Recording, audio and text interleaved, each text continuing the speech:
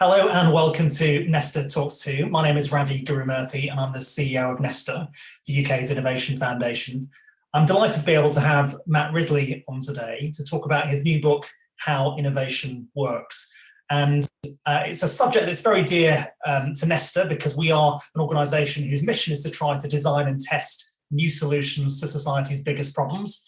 We're working on three big missions at the moment: how to create a sustainable future, how to give every child a fair start, and how we build healthier lives. And we're looking to learn from Matt today about the conditions of innovation, what makes for successful work, and how government can actually enable that to happen in a sensible way. Matt is going to speak to us for about 15 minutes. I'm going to then talk to him for another 15 to 20, but we're going to have lots of time for questions for about 20 minutes. So really do put your questions in and we'll hope to get a good discussion going. So without further ado, let me introduce Matt. Matt is an author and journalist. He's written lots of fantastic books like The Rational Optimist, and this book is very timely and very important. It's called How Innovation Works. It's full of fantastic stories and case studies of different types of innovation throughout its history, and it then draws on some very interesting lessons and implications. And we've asked Matt to particularly focus on this question of, are we on the brink of an innovation famine? And in many ways, there are two sort of schools of thought or two discourses that you see right now. One is the language about the fourth industrial revolution that's rather breathlessly talking about exponential growth. And then there's another that's hidden in the productivity stats, which suggests that not just the UK, but right across the world, particularly in OECD countries, productivity is stagnating.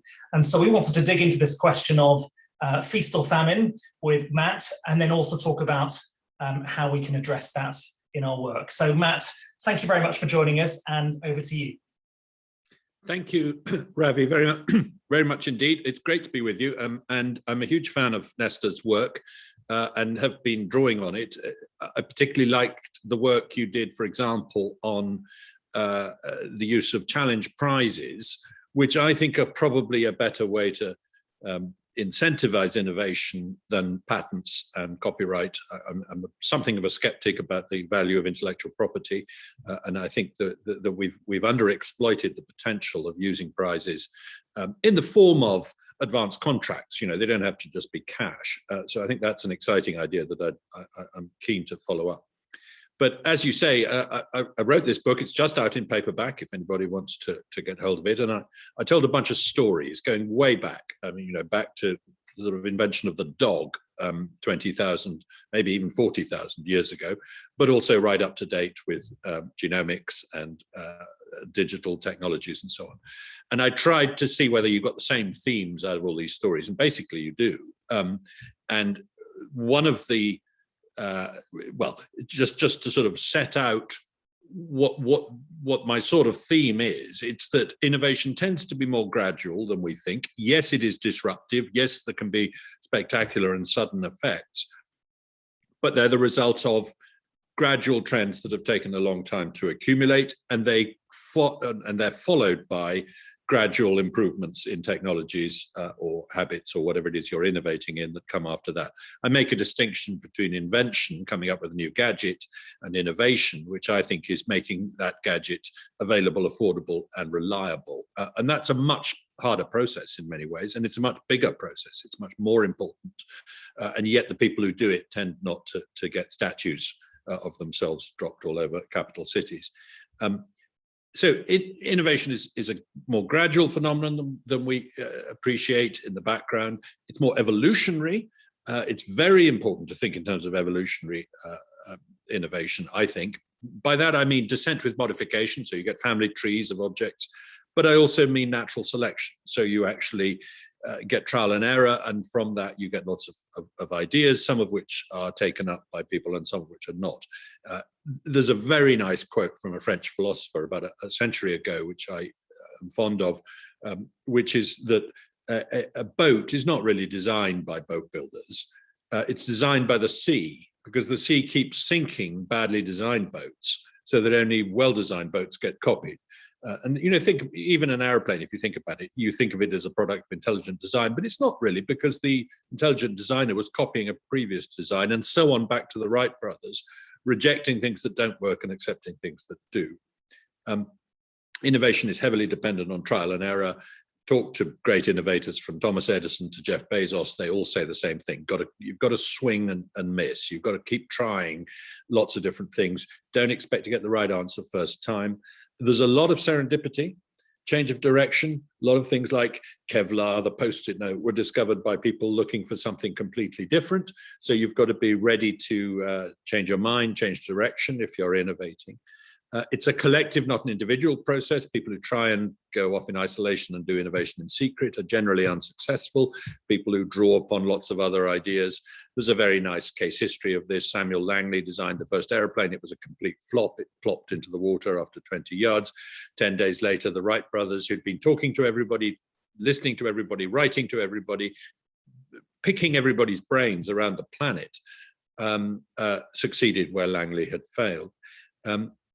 It's an inexorable and inevitable process, innovation. Once it gets started, you just can't stop it. I mean, imagine trying to stop the invention of the search engine in the early 1990s, and therefore the triumph of Google. It might not have been called Google. It might not have had Sergey Brin and Larry Page running it. That's not necessarily going to be the case. But that somebody would have invented search engines is definitely true. And that somebody would have made a fortune out of them is probably also true. So there's a sort of inevitability about it, an obviousness when you look back. I think the search engine is the most useful innovation of my lifetime. But it's not at all predictable. And that's a puzzle that I find rather difficult. So if you go back to the 1980s, nobody's talking about the importance of search once the internet becomes widespread. Now, that's all leading up to the question that Ravi mentioned, which is, are we facing an innovation famine? And towards the end of the book, I say, I think we are. And that's a rather strange thing for an optimist and a fan of innovation to be saying in a world where we're deluged with new apps and new devices and new ideas the whole time. But I think it's worth just reflecting on whether or not we really are accelerating in terms of technology and innovation, as we often think we are. For a start, previous generations lived through much more dramatic changes, I suspect, than we did. I mean, imagine living so that you experienced the first railways, the first electricity in the 19th century, or imagine in the 20th century, my grandparents were born before the airplane and the motor car, and they died with men on the moon. I've not seen anything like that change, particularly in the area of transport. And around the middle of the 20th century, if you read what people are saying about the future, they're obsessed with transport. They think innovation is going to be all about routine space travel, personal gyrocopters, supersonic airliners, all this kind of stuff. You know, that's what the cartoons, the futuristic novels are all about. Almost nobody's going on about communication and computing. Why? Because in the previous 50 years, there has been spectacular changes in transport and very little change in communication and computing. The telephone, my grandparents were born with the telephone and they died with the telephone. It wasn't much different, frankly, by the sort of 1960s. Whereas I've lived through exactly the opposite experience. Zero improvement in transport. That's a slight exaggeration. Of course, there are more cup holders in cars than there were in the old days. I'm being sarcastic there. But, you know, the 747 entered service when I was 11 years old. It only retired last year. Imagine a computer or a telephone that lasts that long. It's very hard to imagine. None of those spectacular improvements in transport came about that we expected. We had a supersonic airline for a while and then we gave up on it. We went to the moon once and then decided not to go back again, etc. So I would argue that if you focus on the digital world, which has seen spectacular changes in the last 30, 40 years, you're missing the point that not everything is changing that fast and that innovation has actually slowed down in some areas, such as transport. Why is that? Well, it's partly because clearly there is a sort of laws of physics. You run up against some kind of limit, some kind of diminishing returns issue in certain areas that you just can't break through for a while. And at the moment, we're not finding much in the way of diminishing returns in digital, but we are in transport. It's partly that the forces that prevent innovation have gathered pace. have gathered strength in the last 30, 40 years. I'm talking about the way in which incumbent firms raise barriers to entry against competitors, the way in which regulatory thickets get more and more impenetrable for innovators, and the way in which pressure groups mobilize against new technologies.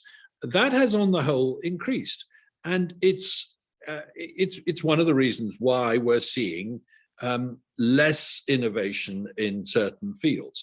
Peter Thiel is famously quoted as saying, "We wanted flying cars, and we got 140 characters," which is a sort of slightly ironic way of putting the fact that we've diverted the energy of entrepreneurs from physical things into digital things, into virtual things, if you like. You know, imagine if you wanted to start a firm building a new medical device or a vaccine, say, and you weren't sure whether you were going to do that or you were going to start a video game. Well, if it's the video game you choose, you're off to the races within weeks. It's permissionless innovation. You don't need anyone's permission to launch a new video game, and you can be making money within a few months if your video game's good enough. If it's a vaccine, you're facing many years and huge expenditure to get your thing to the market. Now, we've just had a really good lesson about how vaccine development matters. And I looked up some quotes from people before the pandemic saying, we aren't doing enough to accelerate vaccine development. It's a sleepy backwater of technology that we have neglected and ignored. And we need to do something about this. Now, we were starting to do something about this. The Wellcome Trust and the Gates Foundation came together to found the Center for Epidemic Preparedness Innovation, which was all about speeding up vaccine platform development. And once the pandemic started, we pressed the start button on a new technology for vaccines, which is a very exciting one, and that's the messenger RNA technology, pioneered by a woman called Katalin Karikó, working in the United States, Hungarian woman, but whose career nearly tanked because of her obsession with this idea. She got demoted, she lost her grants, etc. Eventually, by collaborating with Drew Weissman, she tried pseudouridine instead of uridine, and she began to make the technology work. And I suspect we have now stumbled upon a universal vaccine recipe that we can press the button on and get very quick vaccines for infectious diseases in the future, which will be very useful. And I suspect that technology will also prove to be valuable against cancer, which was what she was originally trying to do. But if the last 50 years have been dominated by the digital technologies, and the previous 50 years were dominated by transport innovations, what are the next 50 years going to be dominated by? I suspect it's not digital. I suspect we're still in the mindset that our grandparents were in 50 years ago, thinking the future is going to be like the past. And that, you know, you're seeing Moore's law run out of room. Transistors have got so small, we can't make them any smaller. You're seeing the turnover of devices in the electronic area slow down. I don't feel the need to replace my smartphone, let's not endorse particular products here, at the same rate that I did 5 or 10 years ago. So I think it's going to be something else. Now, my view is it's going to be all about genomics. I mentioned messenger RNA vaccines. I think there are the other applications of genomics in agriculture, in conservation, in medicine, in forensics are extraordinary. And 20 years ago, when the first human genome was sequenced, Bill Clinton said things about how this was going to cure cancer in short order that look a bit ridiculous in retrospect. But I suspect they won't look quite so ridiculous soon. Now, there's something going on here that I think is a really important insight into innovation, which is that it's not linear. The adoption doesn't take off in a straightforward fashion. It's very, very slow to start with, and then very fast.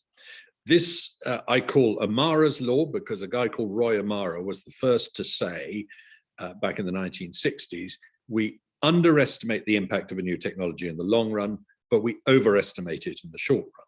So we expect too much. We expected too much of genomics over the last 20 years, but we're probably not expecting enough of it over the next 20 years, that the S-shaped curve is about to take off.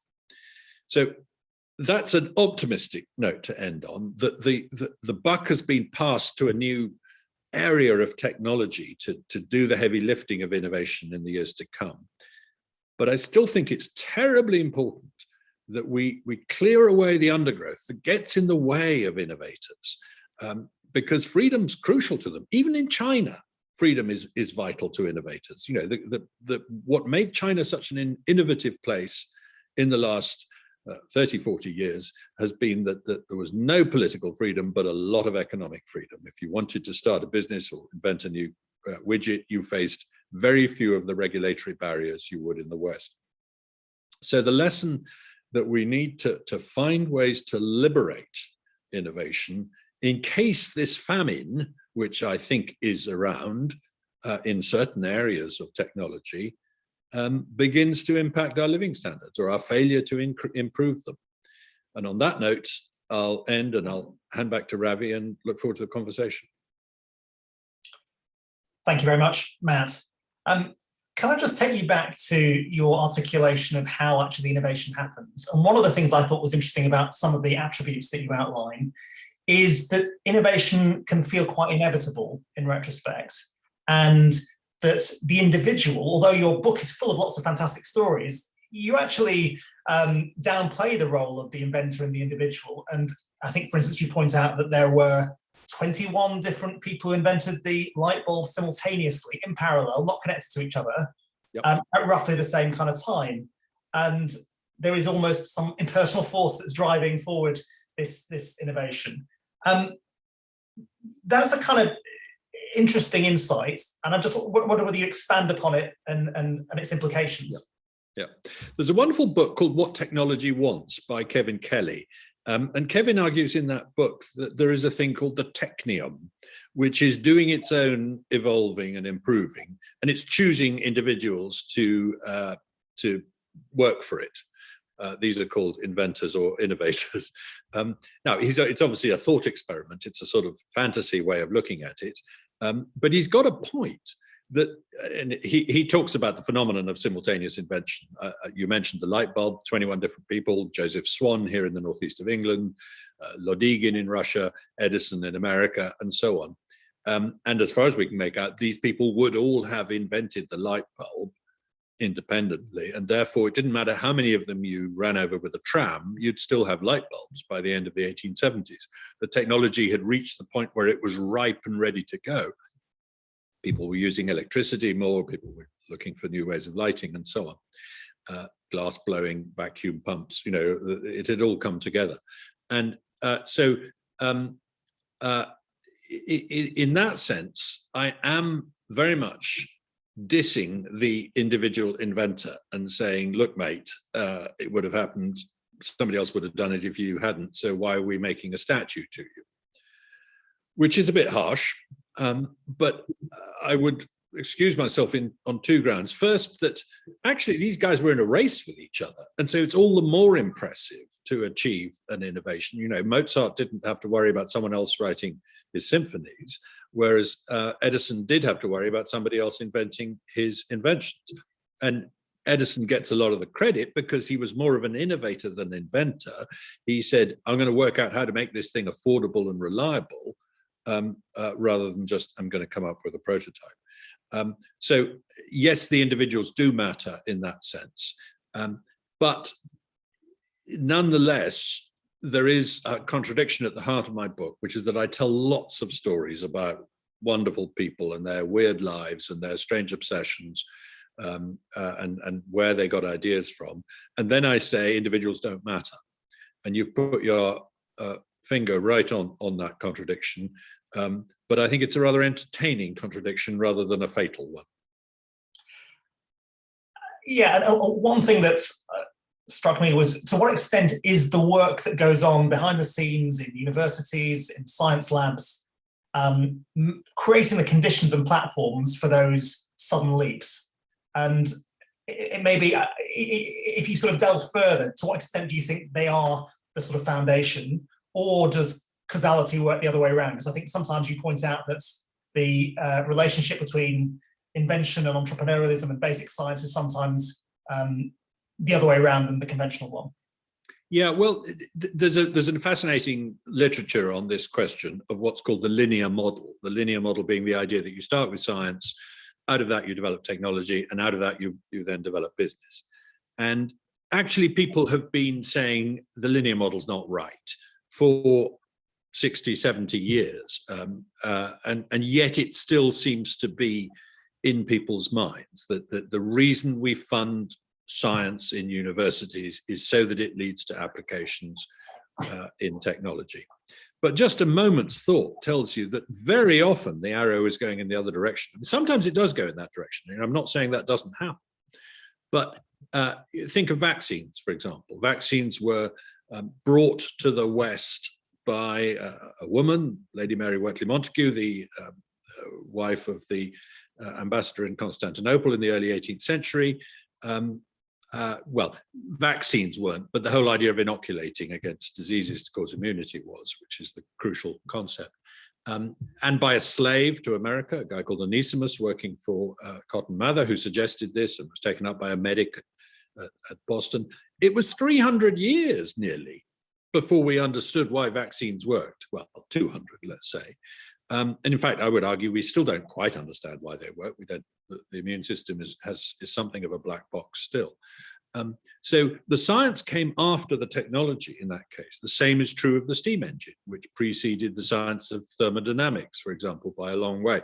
So, and these are quite common case histories. You find tinkering going on in industry that then leads to the discovery of new sort of principles, which then have to be explained by scientists back in the lab.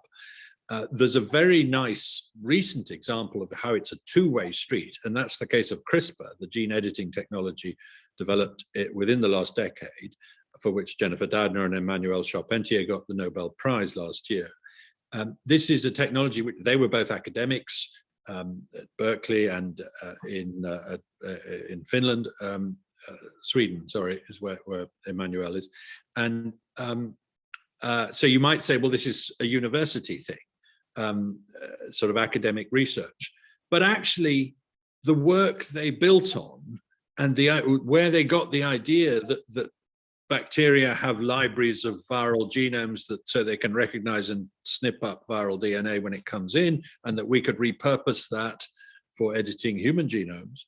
That idea came out of the yogurt industry. And the yogurt industry got it from an academic in Spain who was studying salt-loving organisms because there was a big salt industry in Algeciras where he lived. So you can see how these ideas bounce backwards and forwards rather than going in one direction particularly. Now, I'm not saying don't fund science because it doesn't produce innovation. Of course it does, and of course you should. But I am saying don't make academic science, but don't make the funding of academic science dependent on it being the handmaid of invention. Because quite often it should be the opposite. It should be the fruit, not the seed of technology. You know, that we've discovered a technology, we've made it work, and as a result, we've got a really interesting insight into the universe, and we'd love some scientists to explaining how this is going on. So, you know, it's slightly an argument for more blue sky, less applied science in universities. Looking at science more like the arts, you know, look as the reward for having become an innovative society. The heart of your argument is that innovation relies on freedom, and that's something I think resonates with a lot of people. But when you think about COVID and this last year, you could really argue that the constraint and the crisis has driven a lot of innovation. It's broken down barriers, it's been a deregulatory influence, it's forced collaboration, everyone's had the same priority. And that resonates with me. In my previous job, I was working in a humanitarian organization trying to do innovation in war zones. And it's interesting how crisis forces people to innovate. One of my favorite stories actually is from the foundation of the International Rescue Committee, which was actually founded by one of the founding fathers was a man called Varian Fry, who was a journalist in America, who flew over to Marseille in 1940 with a few $1,000s in his pocket on a mission to try to rescue Jewish artists and intellectuals. And he had no rule book, he had no way of doing it, but he just forged passports, created safe houses, smuggled people over the Pyrenees. And this was the basis for some of the most famous artists in the world being transferred out of Vichy, France. And I just wonder how you think about the balance, if you like, between a certain degree of freedom to improvise and do whatever you like, but also that imperative, that sort of constraint sometimes that's required to generate the impetus to innovate. Yeah, it's a lovely story, and it's a great question. And yes, I think there is clearly a sort of crises can produce breakthroughs in lots of technologies and innovations generally. However, the argument has always been that World War II accelerated lots of technologies, whether it was radar or computing or antibiotics or whatever. And I tackle a couple of those in the book, and I say, I'm not sure this is true. Antibiotics were developed, the idea was first spotted in 1928, then kind of left alone. But then in 1939, September 1939, literally the day war broke out, the two Oxford scientists, Florey and Chain, put in an application to the Medical Research Council saying, actually, we really think we can turn this into a medicine and it could be very useful. Now, as it happened, Britain got a little distracted over the next week because war broke out and there wasn't as much money around to reward them. They got a grant, but it wasn't as big as they'd hoped. Their work started rather slowly, and after a bit, when it started to go quite well, the Brits said, why don't we give this technology freely to the Americans so they can develop it, because they're not being bombed as much. And so most of the scale up of penicillin happened in the USA. Now, I think that technology would have moved faster without the war. I think computing's an even more striking example. You've got lots of different people, Turing in Britain and von Neumann in America, brilliant guy in Germany too, thinking about how to design computers in 1937, 38, 39. And then suddenly they all go behind iron curtains. They're not allowed to talk to each other. Even within the United States, the Philadelphia team and the Harvard team, with two different approaches to computing, actually don't talk to each other. They're not allowed to. It's all secret. And the only person who cross-fertilizes eventually between them is Johnny von Neumann, who makes a huge impact.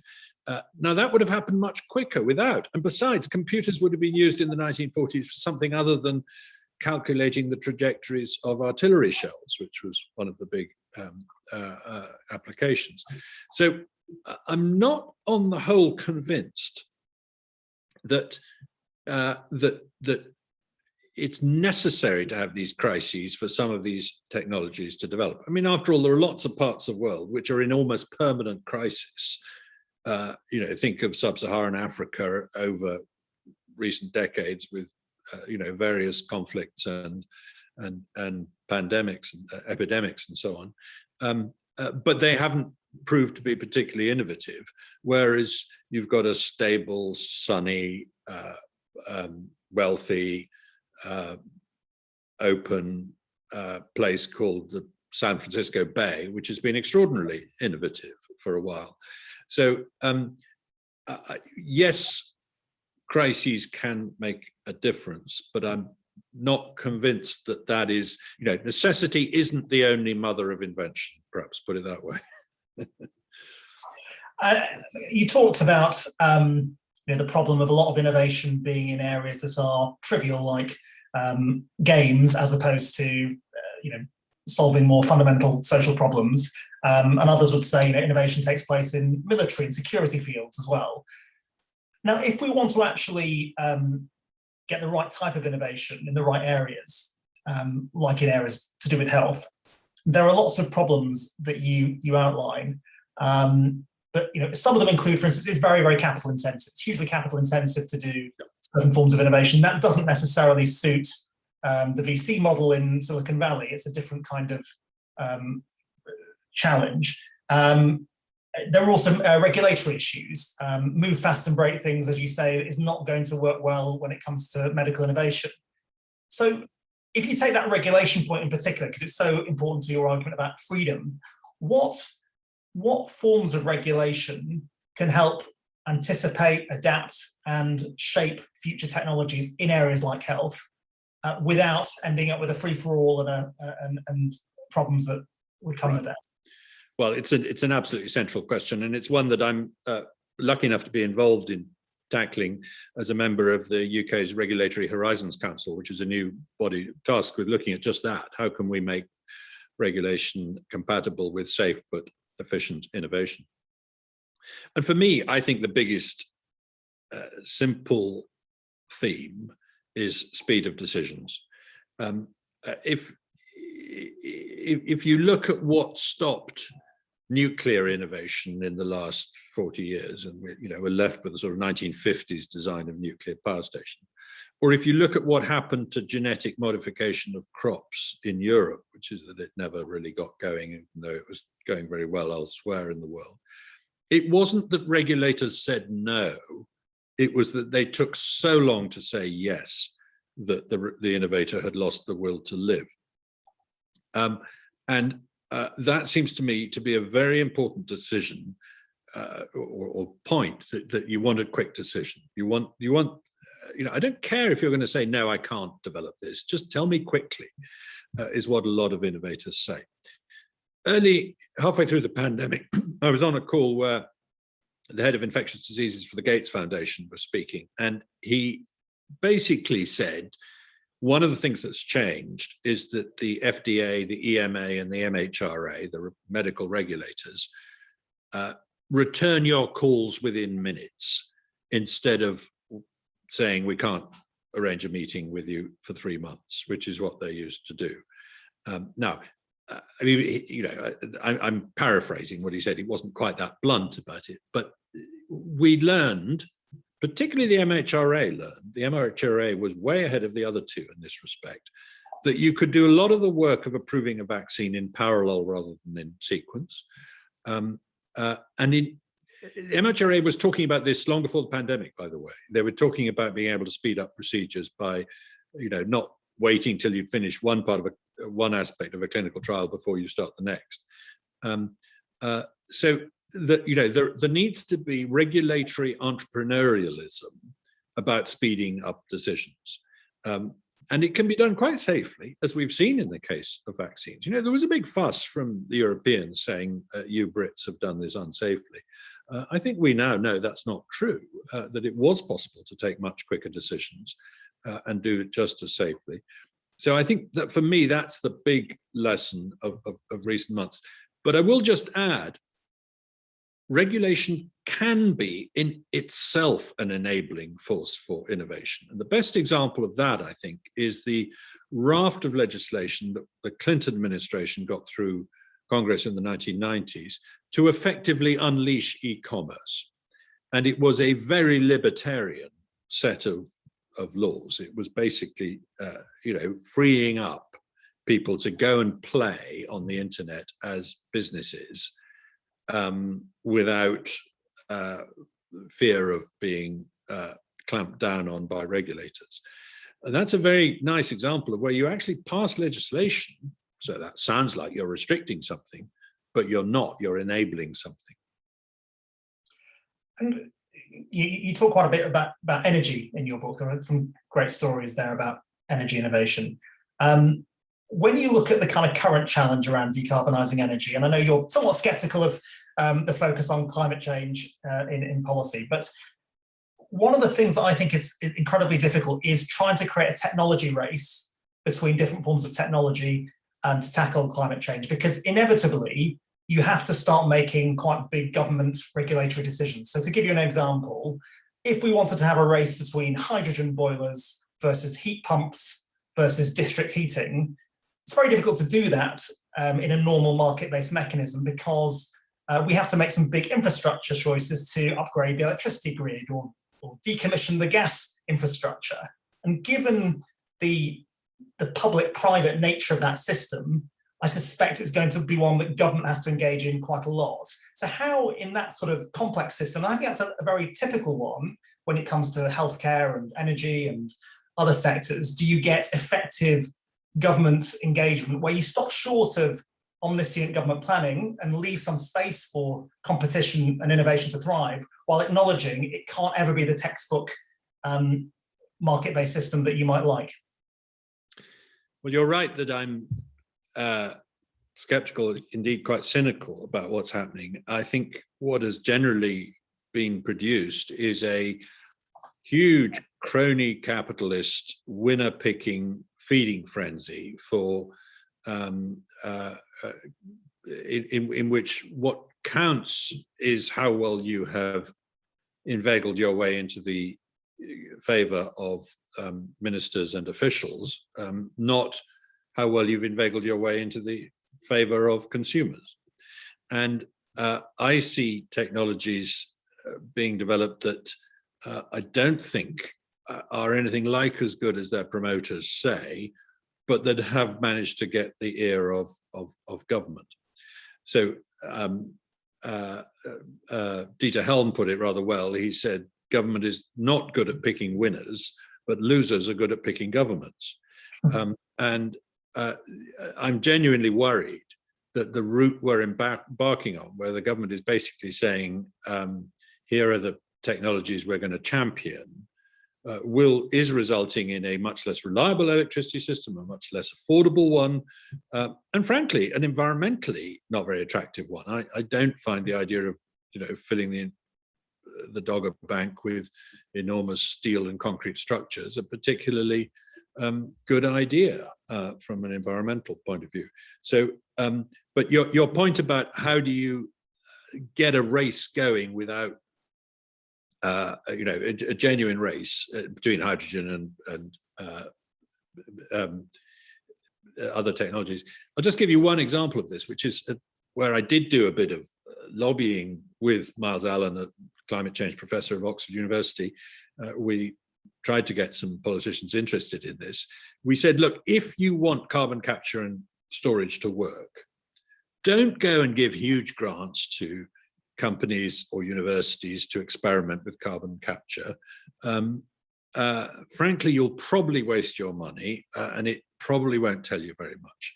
Instead, just tell all industries that use fossil fuels that either import them or produce them to bury underground effectively and safely 0.1% of what they use this year, 0.2% next year, 0.3% the year after, et cetera, and you will find that a market will develop and they will go out there and work out what the cheapest way to achieve this goal is.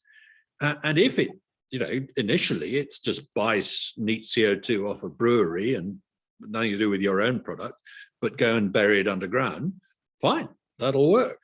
But the discovery process, the trial and error will get going.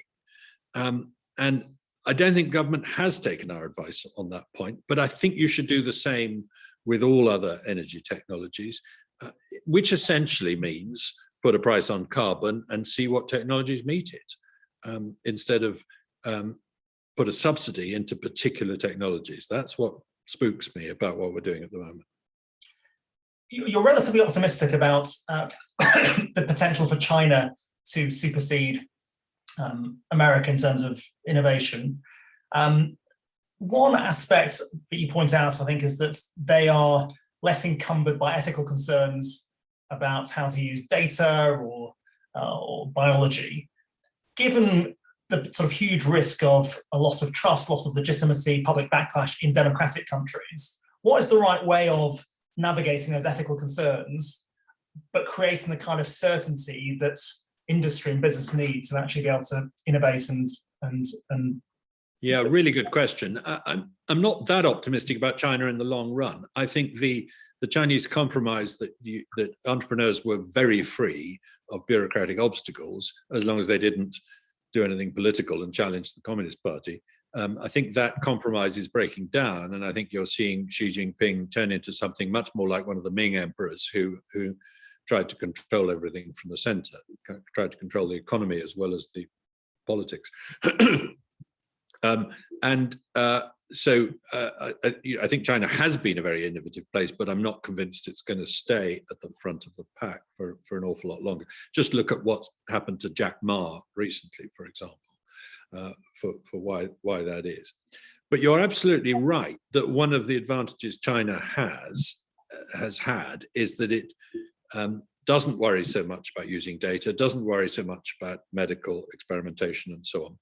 Although I would argue that the announcement a couple of years ago that some rogue researcher had deliberately implanted a gene-edited embryo into a woman and a baby had been born caused such a backlash that I think, even in China, it caused a huge backlash, that I think some of the more gung-ho elements of the Chinese approach to this kind of thing are running up against reality, if you like. But how do we do that? Well, I think in the West, we're a bit too squeamish about what people will think about the use of data. The evidence from genomics, for example, is that when you say to people, look, you've got a rare disease caused by a genetic abnormality, it would be very useful if we could share the data from your experience and your genome with other people.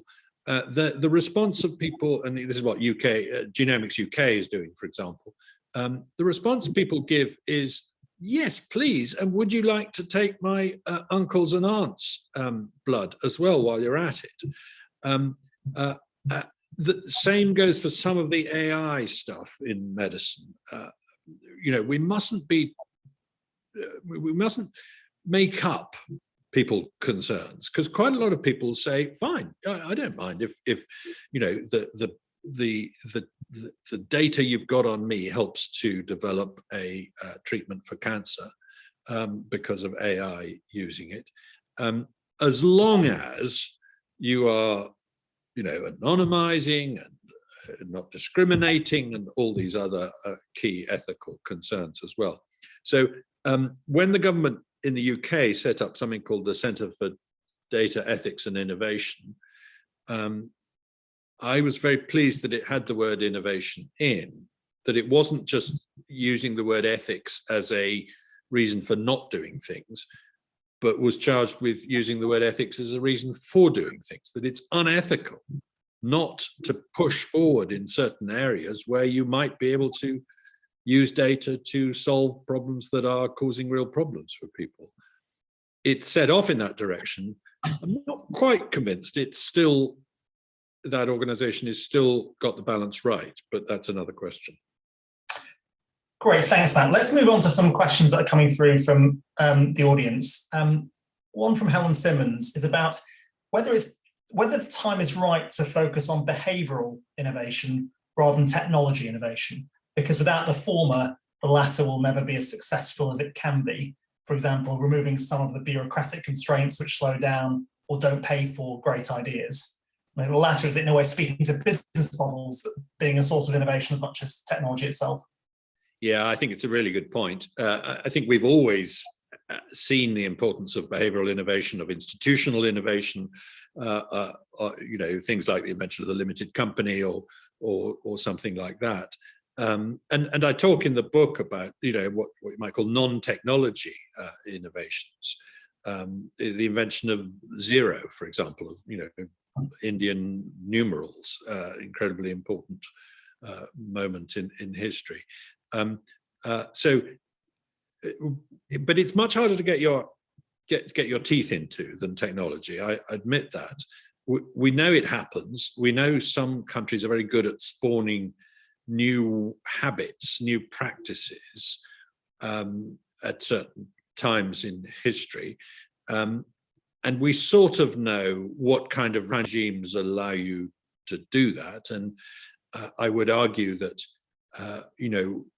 the great lesson of the sort of 1500 to 1800 period in Europe was that being fragmented helped Europe in a way that being unified didn't help China or the Ottoman Empire, because you were allowed to have new practices going on in one country and new practices and different practices in another.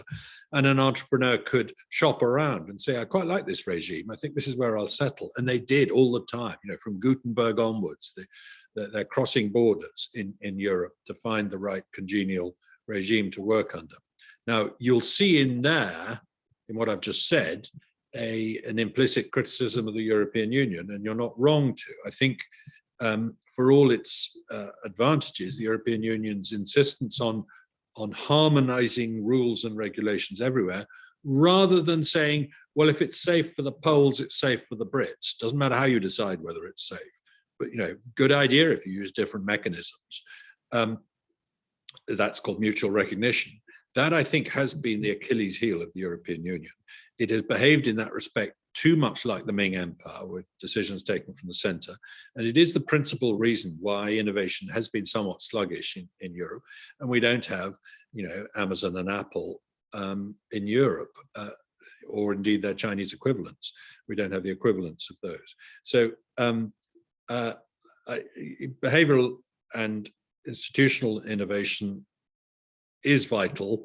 It's not quite so easy to come up with ideal recipes for how to make it happen. There's a question from Jay Mitra that sort of follows on from that, which is about protectionism.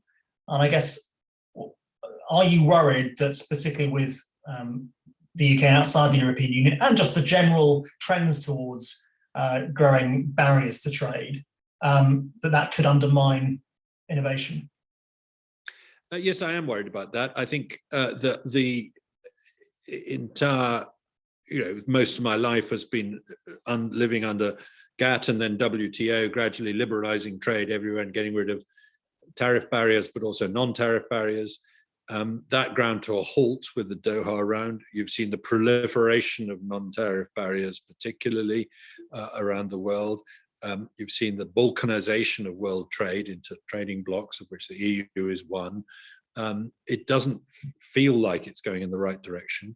And if you look at what happened in the early 20th century when this occurred also, it didn't end well. It basically, eventually Japan felt, well, if you're not going to trade with us, we'll have to declare war on you. That's a slightly cartoonish way of looking at it, but there was an element of truth in that. I'm not here to predict that that's where we're heading now, but right now the UK is in the process of negotiating a free trade agreement with Australia. There's a lot of pushback against it, particularly from the farming community, worried that that cheap beef is going to flood in, which I think is a very unrealistic fear because it's a long way away. They've got a huge market on their doorstep where the price of beef is much higher anyway, and UK farmers have got much bigger reasons to be both nervous and optimistic about the world than a small amount of trade from Australia would mean. So I think that's a mistake. But if the protectionists win that argument and we don't have a free trade agreement with Australia that is genuinely from scratch a very free trade with a lot of free movement in it, a lot of make it, for example, at the moment a young person going from Britain to Australia has to work on a farm for 3 months, I think it is, before they're allowed to get a job in any other sector. That would go under this agreement. You could just up sticks and go and get a job in Australia and start, and vice versa. And I think that, the evidence is that kind of free flow of people, of ideas, of gadgets, of money, those kind of free flows between countries can be incredibly advantageous to the process of innovation. It's no accident that innovation happens in trading countries and trading cities. We've got a question from Kahinde Ross, I hope I've got that name correct, apologies if not, about how we promote diversity in innovation. So where are the Black innovators upon whose shoulders the next generation of young people can stand? And I think there's a broader point there. Raj Chetty's work on Lost Einsteins pointed out about how many people are not exposed to invention and innovation, and there's a big social gradient with people in low-income backgrounds unlikely to become inventors.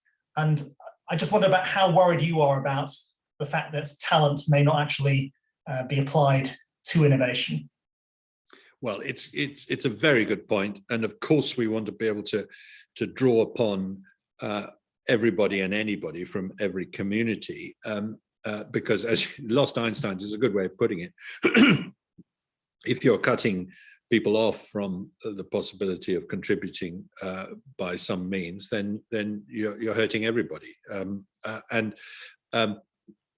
mean, I mentioned earlier, arguably, the Western world knows about inoculation, vaccination as it later became, because of a slave in America. His name was Onesimus. He worked for Cotton Mather.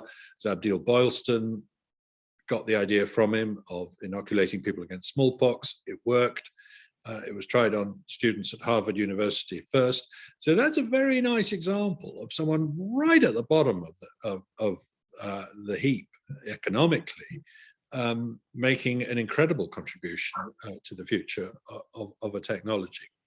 And in my book, I do try and find examples from all over the world, from all different communities to show. I don't try, I have no difficulty in finding examples from all over the world, showing that it's just a myth that you need to be educated to be an innovator, for example, that you need to be wealthy to be an innovator, that you need to be a bloke, that you need to be white.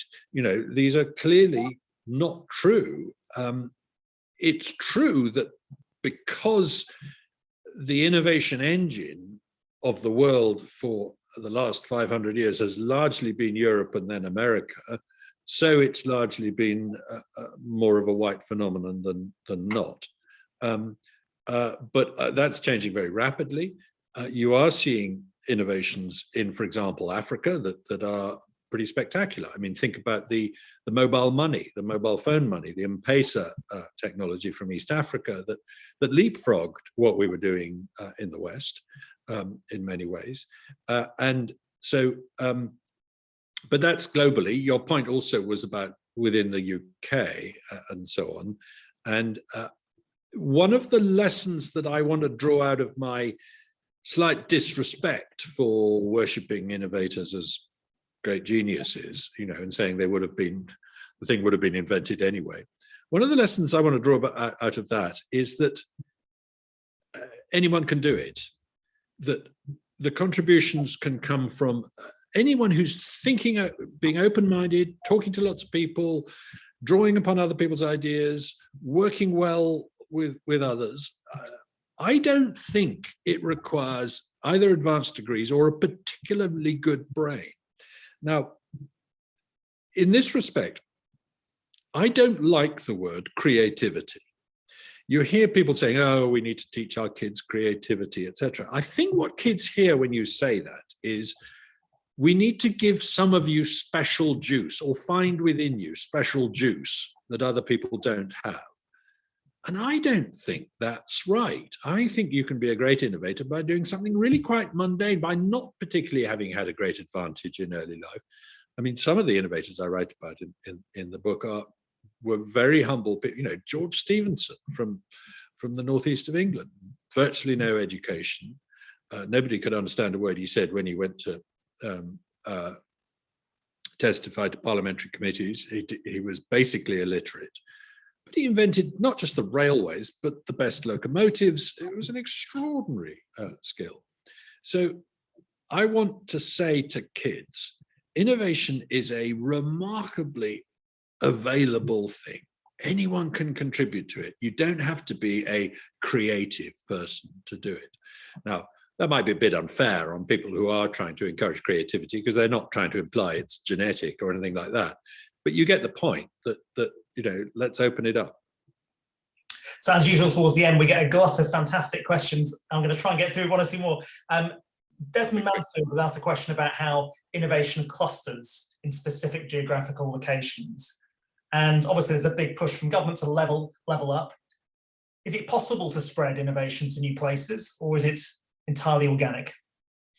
I think it's going to be very difficult to artificially say that you want a cluster of this here and that there. It's very striking how contagious innovation is. You know, whether it's Renaissance Italy, the Low Countries, Victorian England, Silicon Valley, you get these bushfires of innovation that lead the world and that attract people. And of course, that's the point, is it's sucking people into that area. What I think the UK could do, and no other country has done particularly well so far, is really specialize in different areas. So say, look, the northeast of England is really good at building management software, to take one example that a friend of mine talks about. The southeast of England is really good at something else. Let's push anything in that area to just build up the critical mass and start to get to the point where a kid in Bangalore or San Francisco who says, I want to work in some, building management software, will say, you've got to go to Newcastle. That's the place where it's happening. That, I think, probably can be done. And I hope this government's levelling up agenda is aiming at that. So one final question, which is about AI. I'm going to grab two questions, one from Rna Lang and one from Iprova. And one concern is that the increasing cost of research is one major reason for a slowdown in innovation, and therefore innovation productivity is a major concern. And some people say that AI is potentially going to enable a much greater research and innovation productivity. What do you think about that? And also a sort of linked question, which is, you talk a lot about serendipitous methods of creating inventions, but AI and machine learning methods are now available to create data-driven inventions. So I wonder about what you feel about those 2 points. Yeah.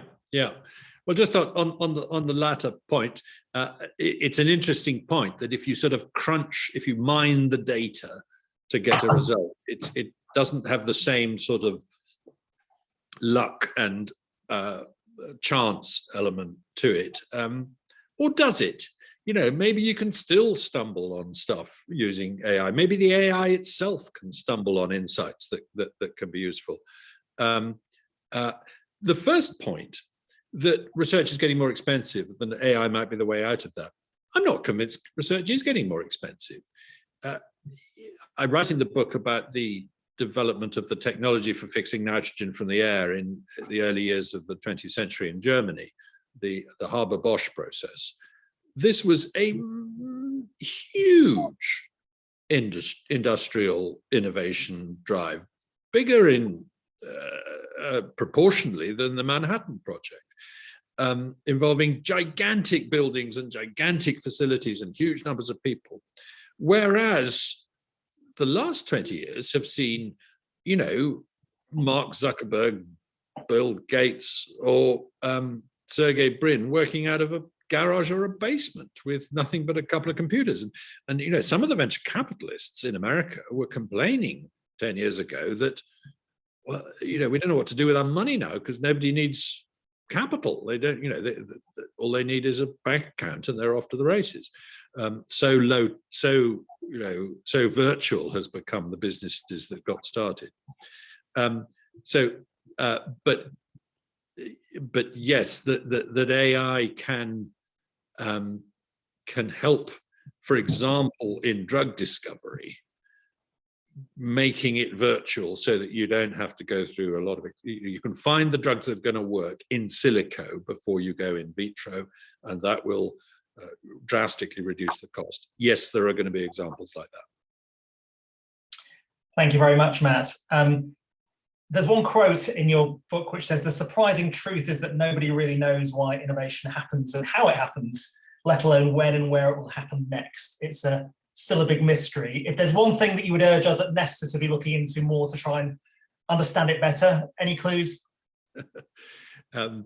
Well, I think having made that quote in the book, I better not give you advice because it's clear that I don't know either. No, I mean, I was trying to be a little bit humble there, saying, look, we do know stuff about innovation, but we don't have, as it were, the laws of gravity of innovation. That the sort of big themes that we can say are definitely true. We can have a good argument about it, and I would say, Nesta, be as open-minded as you can. I love this idea of encouraging it with prizes. I think you've made a good start on boosting that point. I think there's been some really interesting, Tyler Cowen's done good work on that during the pandemic. So challenge prizes is the answer to your question. Matt Ridley, thank you very, very much for joining us and fielding all those questions. Great to have you on, and thank you for writing How Innovation Works. Thank you, everybody, for joining us, and do join us at our next Nesta Talks 2.